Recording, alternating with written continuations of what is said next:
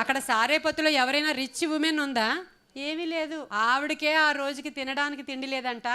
Last రొట్టె చేసుకుని తన కొడుకు తిని చచ్చిపోతారంట వాళ్ళు. ఆ ఇంటికి వెళ్ళు అన్నాడు ఆయన. మరలా అక్కడ సూపర్ న్యాచురల్ కార్యం అక్కడ జరిగింది. ఎప్పుడైతే సేవకునికి మొదట అప్పము చేసుకొచ్చి ఇచ్చిందో, కొన్ని నీళ్లు పట్టుకొచ్చి బుడ్డిలో ఇచ్చిందో, ఆ అప్పము తెచ్చిన తరువాత వాళ్ళకి తెలియదు 3.5 సంవత్సరాల కరువు కాలం కొనసాగుతూ ఉంటే అదే ఉన్నటువంటి ఆ యొక్క గిన్నెలో ఉన్నటువంటి పిండి తరిగిపోలేదంట. హల్లెలూయా. బుడ్డిలో నూనె అయిపోలేదంట. ప్రియమైన దేవుని బిడ్డల, అది దేవుని యొక్క సూపర్ న్యాచురల్ కార్యాలు ఇవన్నీ కూడా. అంటే మనం ఇవి చెప్పుకోవడానికి చాలా బాగున్నాయి, మనకు అవి జరుగుతాయా అంటే మనలో అనేక మంది అనుభవిస్తూనే అనుభవిస్తున్నామా లేదా? మనకి ఆయనతో నడుస్తూ ఉండగా శ్రమగా అనిపించడం లేదు, లేమిగా అనిపించడం లేదు.